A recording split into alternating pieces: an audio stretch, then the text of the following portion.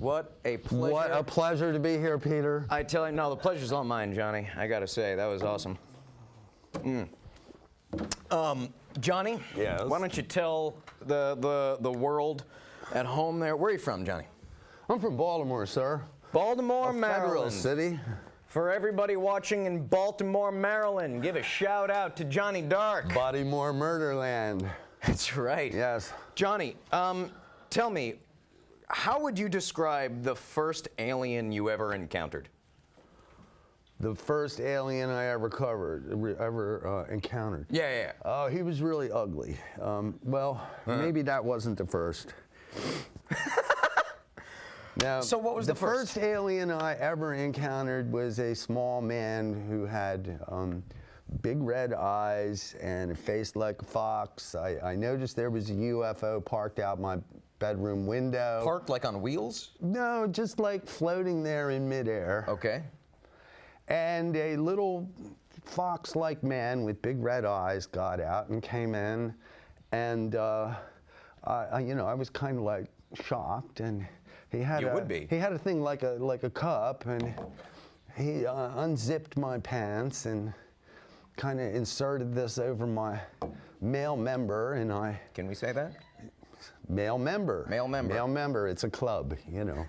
I'm not just a member. I'm the president.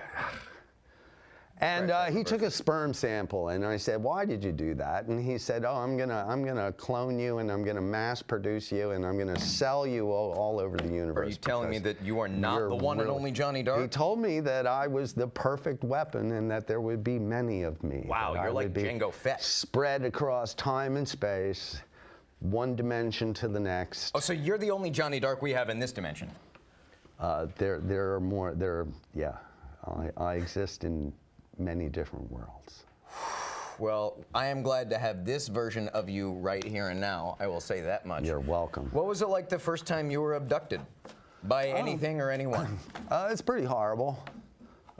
Sorry. You know, you kind of feel like a chipmunk or a tiny insect. It's overwhelming. In 1989, I went to Woodstock to give my demo tape to a woman who knew John Bon Jovi's producer's mother, and said that he could get that to them. And so my friend suggested that I go to the Tinker Street Cafe and do the open mic night, which I did, and I wound up sitting at a table with the editor of Life magazine, U.S. News and World Report, Time, and Rolling Stone, and they were talking about how they were going to cover the 20th anniversary concert of Woodstock. And they said, "And what are you doing here, Johnny Darkk?" And I said, "Well, I have an idea to unite the entire TV viewing audience into one lunatic fringe group. Anybody who's ever suspected that there might be something in the closet or under the bed, or that the government might be doing something, is going to want to watch the show." And they said, "Well, what are you going to call it?" And I said, "Dark Skies."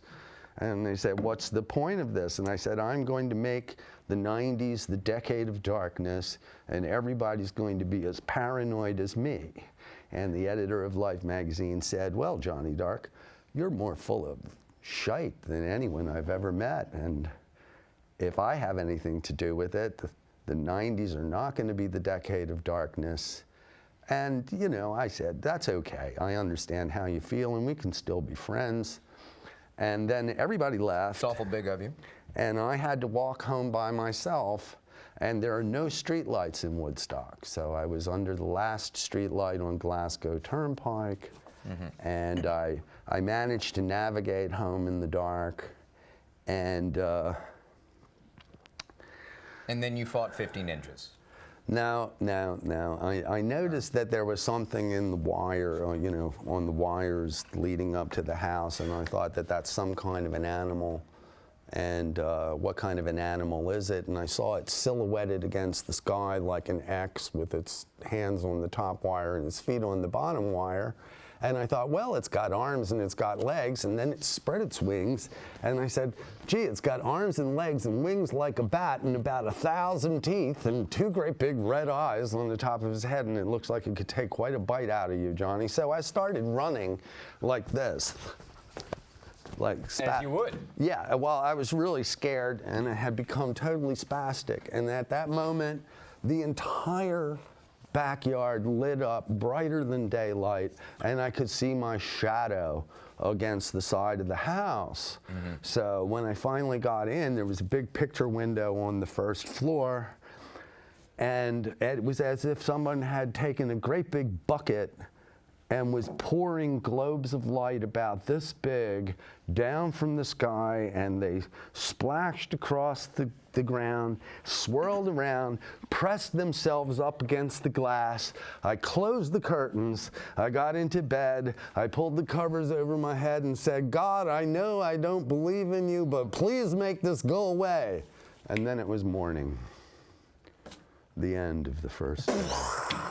Wow. Yeah. Well, you asked. I did. I did ask. You mentioned in there Dark Skies as the great 90s Hollywood TV show called about up. aliens. Hollywood called up and said that's too corny. We want something that sounds more like Top Secret File.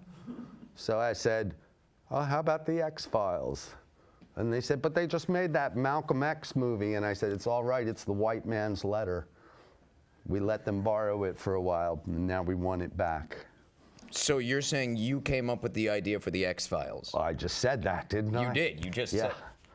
My mistake. It's okay. How did you get this idea to the executives at the Fox Network? I told you I was discovered when I was 11 years old, right? That the Army came to my elementary school, two corporals with 45s. You've mentioned this to me, but not to our viewers. Yeah, well, they did. The United States Army impressed me into the service when I was 11 years old. Be careful, because this could happen to your kids.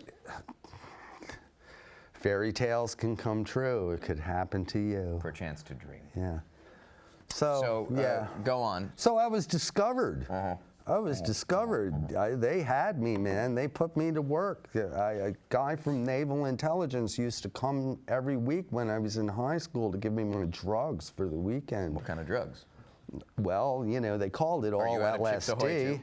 Oh. But there was LSD, BZ, STP. What? Hold on. You're actually mentioning drugs I've never heard of before. Well, you sound fun. Read Drugs as a Weapon Against Us, written by a guy named... Sounds like a way less fun use of drugs. Yeah. Okay. Drugs as Weapons Against Us. It's a chronicle of how the government has used drugs to kind of socially engineer things here in America. Yeah. So how does this bring it back to the X-Files? How did that?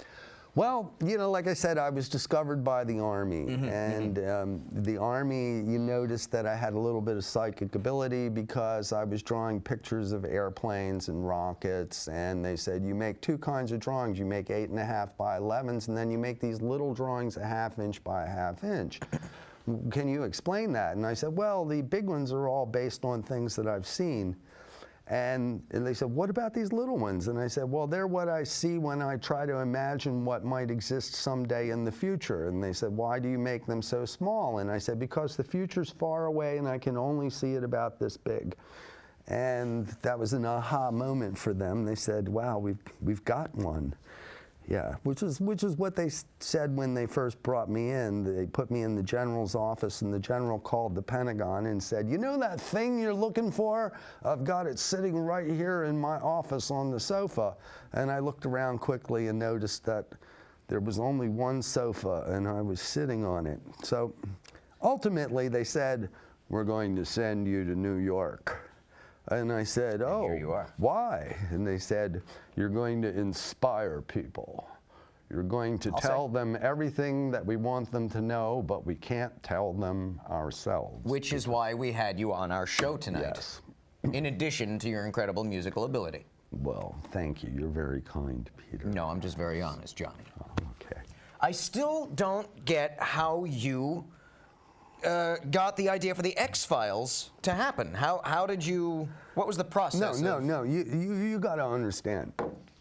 Did you come up with it and then someone else took the idea from you? A psychic spy for the federal government, which they wanted me to be a psychic assassin, but you know, like the men who stare at goats. Exactly like the men who stare at goats. Another movie that you inspired.